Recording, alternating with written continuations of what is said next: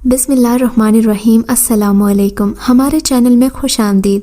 नाजरीन, आज आपके लिए मैं इंतहाई खौफनाक, सनसनीखेज और दिलचस्प कहानी लेकर आई हूँ। लेकिन कहानी शुरू करने से पहले आपसे गुजारिश है कि अगर आप हमारे चैनल पर नए हैं तो हमारे चैनल को ज़रूर सब्सक्राइब कीजिए ताकि आपको हमारी वीडियोस सबसे पहले मिलें। मैं और मेरे शौहर आज घर पर ही मौजूद थे। हमारी आंखों में आंसू थे। हम एक दूसरे से देखकर आंखों ही आंखों में रो रहे थे और एक दूसरे से कह रहे थे कि अब हम ज़िंदगी भर अपना साथ कैसे निभाएंगे। मैं जानती थी कि साजिद के लिए भी ये फ़ैसला मुश्किल हो जाएगा कि वो एक बांझ औरत के साथ रहे। साजिद ने आज तक इस बात का गिला नहीं किया था कि मैं उसे औलाद की खुशी नहीं दे सकी थी। हालांकि हमारी शादी को 5 साल से ज़्यादा का अरसा गुजर चुका था, मगर फिर भी वो मुझसे इस बात का गिला नहीं करता था। पर आज जो खबर हम दोनों ने अपने कानों से सुनी, अपनी आंखों से देखी थी, उसके बाद हमारी मायूसी की इंतहा न रही। जब मुझे सिर्फ ये पता चला था कि मैं बांझ हूँ, साजिद ने मेरा साथ दिया था तो मुझे उनकी मोहब्बत पर यकीन हो गया था। मगर आज जब साजिद के बारे में भी पता चला कि वो बाप बनने की सलाहियत से महरूम हैं, तो मैं इस खुशी की उम्मीद भी भूल बैठी थी कि वो कभी दूसरी शादी करके औलाद की खुशी हासिल कर पाएंगे। अब तो उनके लिए औलाद हासिल करने के रास्ते बंद हो चुके थे। मैं अगर साजिद का साथ न देती तो भी वो मुझसे मोहब्बत करते रहते और फिर उन्होंने उस वक्त मेरा साथ दिया था जब बज़ाहिर मसला मुझ में था। दोबारा रिपोर्ट करवाने पर पता चला कि दरअसल ये मसला मुझ में नहीं बल्कि साजिद में है। मेरी तो जैसे गम की इंतहा न रही। पहले सिर्फ ये गम था कि मैं माँ नहीं बन सकती, मगर अब तो साजिद भी कभी बाप नहीं बन सकते थे। मैं उन्हें दूसरी शादी कभी नहीं कह सकती थी। अब हम एक दूसरे के दुख सुख के साझी थे। मैंने तभी साजिद से कहा, क्यों ना हम कोई लड़का या लड़की अपने घर ले आएं, यानी कोई बच्चा अडॉप्ट कर लें। नहीं, हम किसी का बच्चा गोद नहीं लेंगे, अहमद ने मायूसी से कहा। जब हम अपने बेटे को अपनी गोद में नहीं खिला सकते तो फिर दूसरों की औलाद की खिदमतें करने का क्या फ़ायदा। मेरी ममता को सुकून मिलेगा। मैंने रोते हुए कहा, कोई बात नहीं, उसे थोड़ी ना पता होगा कि हम उसके असली माँ बाप नहीं हैं। हम तो उसे वालिदैन बनकर पालेंगे। बड़ा होकर वो हमें ही अपना माँ बाप समझेगा। मैंने साजिद से कहा तो वो सोच में पड़ गया। बात तो तुम्हारी सही है, हम किसी का बच्चा गोद भी ले सकते हैं। आजकल बच्चे अडॉप्ट करने का भी काफ़ी रिवाज है। मेरे कुछ दोस्त जो बाहर के मुल्कों में रहते हैं वो बताते हैं कि लोग अब शादियां करने के बाद बच्चे पैदा करने की बजाय पहले से जो बच्चे अपने घरों और माँ बाप से महरूम हैं उनको माँ और बाप की शफ़क़त देते हैं, उन्हें अपने हाथों से पालते हैं और उनके लिए अपनी ज़िंदगी कुर्बान कर देते हैं। मेरी बात सुनकर साजिद भी मुझे ऐसी बातें बताने लगे जिससे ये साबित होता था कि दूसरों के बच्चे पालना भी कोई बुरी बात नहीं है। अगर हम अपना दिल और ज़र्फ़ बड़ा करके ये काम शुरू कर लें तो हम भी औलाद की खुशियाँ पा सकते हैं। लेकिन हमें ये नहीं पता था कि इस सब के लिए हमें जाना कहाँ पड़ेगा, क्या सब करना पड़ेगा, क्योंकि किस्मत से और घर बैठे तो ऐसा होना नामुमकिन था। हमें किसी न किसी से मालूम करना ही था कि ये सारे मामलात कहाँ तय पाते हैं और ये बच्चे जो हमें यानी कि बे औलाद जोड़ों को दिए जाते हैं, क्या उनकी कोई कीमत वसूल की जाती है। हमें इन सब बातों का नहीं पता था। खैर से मैं और साजिद बिलाखिर एक खैराती इदारे का पता मालूम करने में कामयाब हो ही गए। साजिद ने बताया कि ये लोग बच्चों को वालिदैन के हवाले करने के बाद 3 महीने तक उनका पहरा भी देते हैं, उन पर नज़र रखते हैं कि कहीं ये लोग उन बच्चों को आगे बेच तो नहीं रहे। अगर हम इनसे बात कर लेंगे तो ये हमारे लिए कोई मुश्किल खड़ी नहीं करेंगे। हम इनको अपनी रिपोर्ट भी दिखा देंगे ताकि उन्हें यकीन हो जाए कि हम वाकई में माँ बाप बनने की खुशी से महरूम हैं। तुम फिक्र नहीं करो, साजिद ने कहा तो मैं भी मुतमईन हो गई। अगले ही दिन हम एक ऐसे इदारे में गए जहाँ पर यतीम बच्चों को बे औलाद जोड़ों के हवाले किया जाता था और इनसे ज़रूरी कागजात भी मुकम्मल करवा लिए जाते थे। आज तो हमें सिर्फ़ कागजात ही दिए गए जिसमें निकाहनामे की कापी, हमारे घर का पता और न जाने बाकी कितने कागजात जोड़ने के बाद दफ्तर में जमा करवाना पड़ा। انہوں نے ہمیں کہا تھا کہ آپ 1 ہفتے بعد آ کر بچہ لے جائیں۔ میں اور ساجد خوشی خوشی گھر آ گئے۔ ہمیں تقریباً 3 سالہ بچہ ملنا تھا۔ وہاں بیٹھی عورت نے ہمیں یہی کہا تھا کہ آپ کو جس طرح کا بچہ بھی اچھا لگے آپ یہاں سے لے جا سکتے ہیں۔ کچھ لوگوں کی خواہش ہوتی ہے کہ وہ بچے کو شروع سے ماں باپ کی تربیت دیں۔ اگر آپ بھی ایسا کرنا چاہتے ہیں تو کوئی نوزائیدہ بچہ آپ کو دے دیں گے۔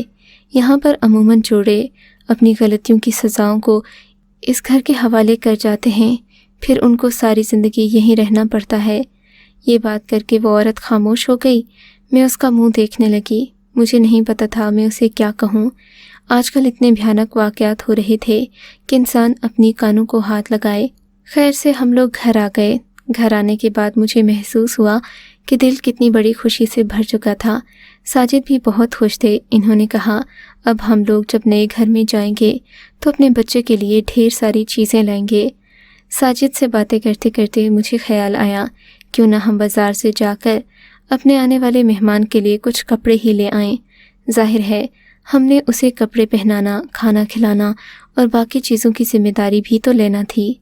ساجد اور میں شام کو ہی بازار کے لیے نکل کھڑے ہوئے۔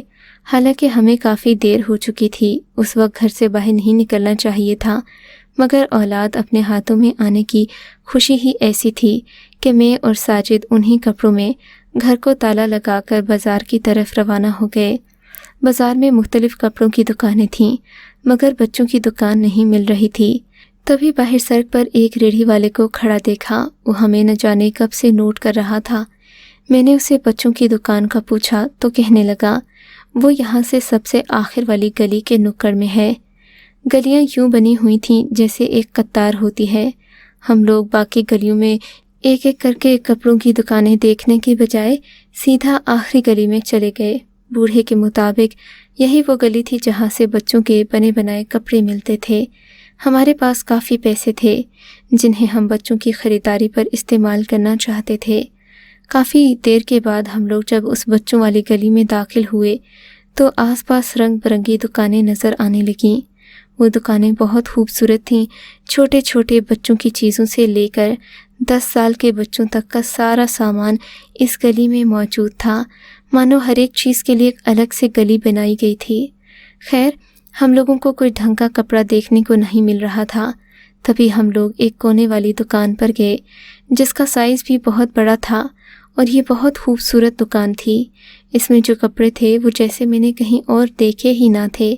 انتہائی نرم اور خوبصورت جوڑے تھے جو میری بچے کے حساب سے اسے نہ صرف پسند آتے بلکہ وہ اس میں اپنے یتیم خانے کی گزاری ہوئی گھٹن زدہ زندگی بھی بھول جاتا۔ بتاتی چلوں کہ رنگوں کا انسان کے مزاج پر گہرا اثر ہوتا ہے۔ خیر سے میں نے اچھے خاصے کپڑے خرید لیے۔ اس کے بعد ایک چھوٹا سا جھولا لینے جب ہم اسی دکان پر واپس گئے، نکلتے ہوئے ایک بچے کی نظر ہم پر پڑی۔ بچہ بہت خوبصورت تھا۔ وہ گلی کی دوسری جانب سے آیا تھا۔ یہاں آ کر قصبے کی مارکیٹ ختم ہو جاتی تھی اور جنگل شروع ہوتا تھا۔ دوسری طرف کالا سیاہ اندھیرا تھا۔ پہلے تو میں سمجھی کہ شاید بچہ اپنے کسی رشتہ دار کے ساتھ گاڑی میں آیا ہو، کیونکہ یہ مارکیٹ اتنی بڑی تھی کہ اس میں کسی بچے کو دیکھ کر ہی ڈر لگتا کہ خدا نہ خواستہ کوئی اغوا کار اس بچے کو اپنے ساتھ لے جائے اور یوں ایک ہستی بستی ماں کی گود اجڑ جائے۔ تبھی اس بچے کو دیکھ کر مجھے یہ خیال آیا، وہ بہت حسین لگ رہا تھا۔ اس کی خوبصورتی مجھے دور سے نظر آ رہی تھی۔ وہ معصوم اتنا تھا، جی چاہتا کہ اس کا چہرہ اپنے ہاتھوں میں لے کر چوم لوں۔ بچہ ہمیں دیکھ رہا تھا۔ لگتا ہے اسے کوئی چیز چاہیے، میں نے کہا۔ ہم دونوں ہی اس کے پاس چلے گئے۔ کیا بات ہے بیٹا، تم بہت پریشان ہو، کہاں جانا ہے تم نے؟ ہمارے ساتھ ہماری گاڑی میں بیٹھو گے؟ ہم لوگوں نے جاتے جاتے اس سے سوال پوچھا۔ پیسے دیے مگر اس نے 1 روپیہ بھی ہم سے نہیں لیا۔ ہم لوگ پریشان ہو گئے کہ آخر یہ بچہ چاہتا کیا ہے؟ کہیں کسی اغوا کار گروہ کا کوئی کارندہ تو نہیں جو اپنے پیچھے لے جا کر ہمارے سامان کو اٹھانا چاہتا ہے؟ ہو سکتا ہے کہ وہ کسی چور کے گھر میں ہی لے جائے اور صرف ہمیں یہ بتائے کہ اس کا گھر گم ہو گیا ہے۔ ایسے واقعات عموماً بہت مشہور ہو جاتے تھے اور ان دنوں ایک ایسا ہی واقعہ مشہور تھا جس میں ایک عورت کو ایک بچے نے غلط راستہ بتا کر اپنے گھر لے جانے کی کوشش کی تھی، کیونکہ اس گھر میں بڑے بڑے چور ڈاکو چھپے بیٹھے تھے جن کا واحد مقصد لڑکیوں کا شکار کرنا تھا۔ ایسے میں وہ بچے کو محض ہتھیار کے طور پر استعمال کرتے۔ ہم نے بچے کو گاڑی میں بٹھا لیا تاکہ وہ ہمیں خود ہی بتا دے۔ اگر زیادہ ویران راستے کا بتایا تو ہم اس طرف نہیں جائیں گے بلکہ کسی کونے پر اتار کر آگے چلے جائیں گے۔ مگر وہ بچہ بالکل خاموش تھا، اس نے کوئی بات نہیں کی، یہاں تک کہ شوہر کافی آگے تک آ گئے۔ بیٹے تمہارا گھر کہاں ہے؟ میں نے دوبارہ اس سے پوچھا تو وہ میرے گلے سے لپٹ کر رونے لگا۔ میرا کوئی گھر نہیں ہے باجی، میں اس دنیا میں اکیلا رہتا ہوں، آپ مجھے اپنے گھر کا نوکر رکھ لیجئے۔ میں اب باہر لوگوں کی جھڑکیاں کھا کھا کر تنگ آ چکا ہوں، اب دونوں مجھے بہت مہربان لگے، اسی لیے میں آپ کے ساتھ آ گیا ہوں۔ اس بچے نے کہا تو ہم دونوں ہی حیران رہ گئے۔ مجھے لگتا ہے یہ بڑا ہو کر بہت اچھا بیٹا بنے گا، میں نے اپنے میاں سے کہا تو بولے ہاں بچپن میں تو سبھی اچھے ہوتے ہیں، مگر میں جانتی تھی کہ بچپن میں سب اچھے نہیں ہوتے۔ وہ بچہ بچپن سے ہی اتنا ذمہ دار اور احساس کرنے والا تھا، بڑا ہو کر یقیناً اس نے ایک نیک انسان بننا تھا۔ میں نے دل میں سوچا، اپنے شوہر سے کہا کہ ہم اسے گھر لے چلتے ہیں۔ ہم نے جو بچہ گود لینے کے لیے منصوبہ بنایا تھا اس کو وہیں دفن کرتے ہیں۔ کم از کم اس بچے نے اپنے خاندان کے بارے میں ہمیں سچ تو بتایا کہ اس کی ماں گھروں گھروں میں کام کرتی ہے جبکہ اس کا باپ بھی نشہ کرتا ہے۔ لیکن جو لوگ ایسی جگہوں پر آتے ہیں ان کے بارے میں ہمیں کچھ معلوم نہیں ہوتا کہ وہ کس طرح کے خاندانی پس منظر سے نکل کر آ رہے ہیں۔ ایسے میں اگر ہم کوئی ناجائز بچہ اٹھا کر لے آئیں یا پھر ایک ایسا بچہ جس کے ہمیں فطرت کا بھی اندازہ نہ ہو، تو اگر بڑا ہو کر وہ باغی فطرت کا نکلے تو ہم کیا کریں گے؟ ہم اسے مار تشدد سے تو بدل نہیں سکیں گے۔ یہ بچہ بچپن سے ذمہ دار ہے، میں اس کے اندر ایک سلیقہ دیکھ رہی ہوں، مجھے امید ہے کہ یہ بڑا ہو کر بھی ایسا نہیں کرے گا۔ میں نے اس بچے کے سامنے ہی یہ بات کہی تھی تاکہ اچھی بات کے تاثر میں وہ خود کو بھی تبدیل کر لے، اگر وہ اچھا نہیں ہے تو بھی اچھا بننے کی کوشش کرے۔ میں نے اپنی بات تو مکمل کر لی تھی مگر میرے شوہر کے بارے میں ابھی تک نہیں جانتی تھی کہ وہ اس بچے کے بارے میں مطمئن ہیں یا نہیں، وہ اسے گھر لے جانا بھی چاہتے تھے یا نہیں۔ میں اپنی طرف سے بہت خوش تھی، میں چاہتی تھی کہ ہم اسی کو اپنا بچہ مان کر اپنی گود میں پالیں، اس کی پرورش کریں، اس کی بڑے ہو کر تعلیم کا بندوبست کریں۔ گھر پہنچے تو میرے شوہر بھی اس بات پر راضی ہو چکے تھے۔ ہم نے اس بچے سے پوچھا تو اس نے یہی بتایا کہ اس کے ماں باپ نہیں ہیں اور وہ ہمارے ساتھ رہنا چاہتا ہے۔ ہم بہت خوش ہوئے، ہم نے اس بچے کو اللہ کا تحفہ سمجھ کر اپنے ساتھ رکھ لیا، مگر ہم کیا جانتے تھے کہ یہ بچہ ہماری زندگی ہی بدل کر رکھ دے گا۔ ایک دن کا ذکر ہے، میں اپنے کچن میں کام کر رہی تھی کہ موہت اپنے کمرے سے نکل کر میرے پاس آ گیا۔ وہ میرے سامنے بیٹھا اور بولا اماں کیا کر رہی ہو؟ اب وہ تقریباً 4 سال کا ہو گیا تھا، چلنے پھرنے اٹھنے بیٹھنے اور باتیں کرنے لگا تھا۔ میرے سامنے بیٹھ کر وہ مجھے دیکھنے لگا اور پھر بولا اماں میں تمہاری مدد کروں؟ نہیں بیٹے میں کر لوں گی، میں نے کہا اور سبزی کاٹنے لگی۔ وہ مجھے اماں کہتا تو عجیب سی خوشی ہوتی، پھر میرے سامنے پڑی لال مرچوں کو اٹھا کر عجیب طرح سے دیکھنے لگا۔ اس لمحے مجھے ساکر کی طبیعت میں عجیب سی بے چینی محسوس ہوئی۔ اماں اس مرچ سے تو انسان مر جاتا ہے نا؟ اس نے مجھ سے پوچھا تو میں چونک اٹھی۔ نہیں بیٹے ایسا تو کچھ نہیں ہوتا۔ میں نے بات مکمل کیے بنا اس کی طرف دیکھا، وہ گہری سوچ میں گم تھا۔ پھر وہ ساری مرچیں میرے سامنے سے اٹھا کر باہر نکل گیا۔ میں اسے آوازیں دیتی رہ گئی، ساکر بیٹا کہاں جا رہے ہو؟ مگر اس نے میری آواز کا جواب نہیں دیا۔ تھوڑی دیر بعد وہ اندر آیا تو خاموش اور مطمئن سا کھڑا تھا، میرے گلے میں باہیں ڈال کر بولا میں آپ کو کچھ نہیں ہونے دوں گا، چاہے جو بھی ہو جائے۔ میں یہ بات سن کر حیران تھی کہ وہ یہ کیوں کہتا ہے۔ اگلے دن مجھے اس بات کا مطلب سمجھ میں آ گیا تھا۔ تقریباً شام کے 4 بجے تھے، باہر کا دروازہ نہ جانے کیسے کھلا رہ گیا۔ تبھی 2-3 لوگ جن کی صحت اچھی خاصی تھی میرے گھر کے اندر داخل ہو گئے۔ ساکر بھاگتا ہوا میرے پاس آیا اور بولا امی آپ کمرے میں جاؤ۔ ساکر خود چھوٹا بچہ تھا، وہ مجھے کمرے میں بھیج کر ان لوگوں کا کیا مقابلہ کرتا۔ میں باہر ہی رک گئی۔ نہیں بیٹے میں تمہیں چھوڑ کر کہیں نہیں جاؤں گی۔ تبھی وہ لوگ ہماری طرف بڑھنے لگے۔ ساکر مطمئن کھڑا تھا، اس نے ان لوگوں سے کوئی بات نہیں کی۔ وہ لوگ مجھ پر گرجنے لگے، बोले, जल्दी से तुम्हारे पास जो कुछ भी है उसे निकाल कर हमारे सामने रखो, वरना तुम्हारा भेजा उड़ा देंगे। उनकी बात सुनकर मैं हैरान रह गई। वो चोर डाकू थे जो मौके का फ़ायदा उठाकर मेरे घर में घुस आए थे। मैंने उनकी बात पर जेवर उतारना शुरू ही किए थे कि मेरा बेटा हाथ छुड़ाकर दूसरी तरफ चला गया। मैं उसे आवाज़ें देती रह गई, जबकि उन आदमियों में से एक ने मुझे सख्ती से मना किया कि मैं चीखने चिल्लाने से बाज रहूं, वरना वो मेरा हशर बुरा कर देंगे। इन्होंने मुझे जेवर उतारने को कहा।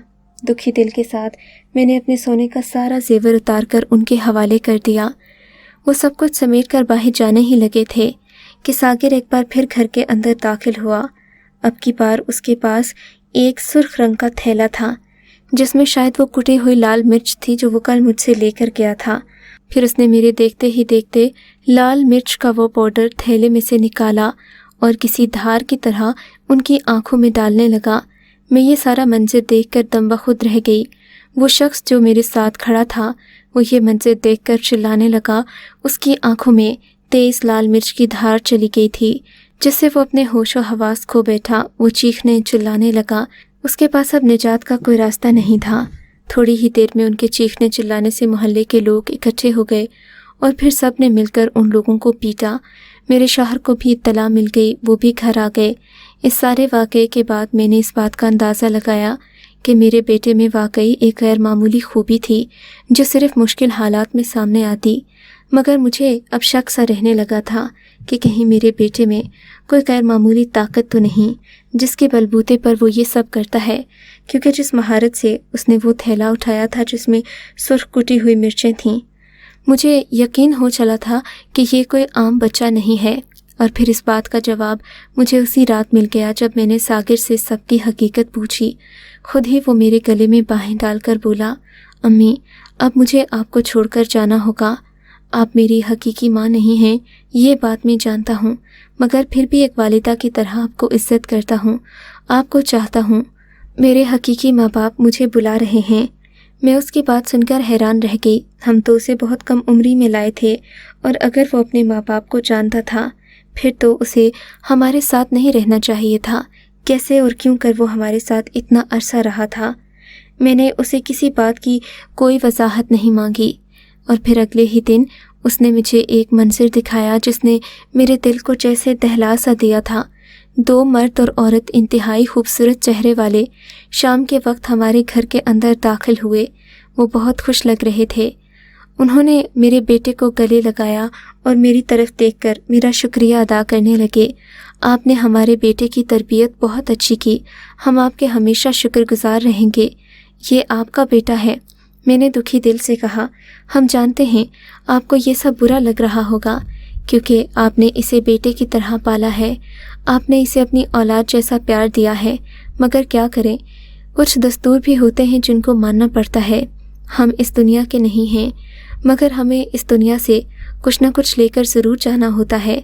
ये हमारा बेटा है जिसके बारे में हमारे ख़ानदान के बुज़ुर्ग ने कहा था कि इसे कुछ अरसा इंसानी दुनिया में रहना होगा, इसे इंसानों के बीच रहना होगा, क्योंकि ये हुकूमत करने के लिए पैदा हुआ है, क्योंकि ये हमारे ख़ानदान के हुक्मरान कबीले का वाहिद चश्मो चिराग है।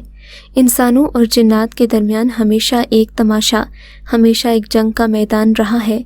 इंसान जिन्नात को और जिन्नात इंसान को ग़ुलाम बनाने के लिए हज़ारों लाखों कोशिशें करते रहे। अमूमन इंसान जिन्नात पर हावी हो जाते हैं क्योंकि इंसान अशरफुल मखलूक़ात है। मगर हम नहीं चाहते कि हमारे बेटे के साथ कुछ ऐसा हो कि जो हमारे बुज़ुर्गों के साथ पहले भी हो चुका, और हमारे ख़ानदान में एक एक करके सभी बेटे मरते गए। हमने अपने बेटे को इस दुनिया में सीखने के लिए भेजा था। चूँकि आप दोनों मोहब्बत से इसे बहुत कुछ सिखा सकते थे, इसीलिए हमने इसे आपके हवाले किया। उनकी बात सुनकर मुझे लगा कि वो कोई कहानी सुना रहे हैं। आपको क्या लगता है, आप हमें ये झूठी कहानी सुनाएंगे और हम आप पर यकीन कर बैठेंगे? मेरी बात पर वो दोनों मुस्कुरा उठे। हमें मजबूर मत करें कि हम अपने जिन्नात होने का सबूत आपको दें। आप हमारे लिए बहुत मोहतरम हैं, आपने हमारे बच्चे को पाला है। ये कहकर वो अपने बेटे को गले लगाने लगे। मैं और मेरा शौहर देखते ही रह गए। साजिद ने अगर हमारे हक़ में गवाही दी होती तो हम उन लोगों की बात कभी नहीं मानते, मगर सागिर ही जब उनका था फिर हम क्या कह सकते थे। مگر ایک خوشی کی بات یہ تھی کہ ان دونوں مرد عورت نے ہمیں دم کی ہوئی کچھ کھجوریں دیں جو ان کے بزرگ نے انہیں دم کر کے دی تھیں کہ ہم دونوں میاں بیوی کی اولاد کے لیے انہوں نے دعا بھی کی تھی۔ وہ کھجوریں دے کر چلے گئے اور بولے انہیں کھانے سے آپ کے ہاں اولاد پیدا ہوگی، نیک اولاد ہوگی۔ ہم نے پہلے یقین نہیں کیا مگر آزمانے میں کوئی حرج بھی نہیں تھا۔ ہم نے وہ کھجوریں استعمال کیں اور 8 مہینے میں ہی اللہ نے مجھے اولاد کی خوشخبری سنا دی۔ میں آج بھی اپنے بیٹے ساغر کو بھلا نہیں سکی، حالانکہ اللہ نے مجھے 3 بیٹوں سے نوازا ہے۔ اگر آپ کو یہ کہانی اچھی لگی ہے تو اس ویڈیو کو لائک کیجیے اور اس طرح کی مزید ویڈیوز دیکھنے کے لیے ہمارے چینل کو سبسکرائب کیجیے۔ اور ہاں، اگر آپ کی کسی دوست، رشتہ دار یا بہن کے ساتھ خدا نہ کرے ایسا کوئی واقعہ پیش آیا ہے تو ہمیں کامنٹ سیکشن میں اس کے بارے میں ضرور بتائیے۔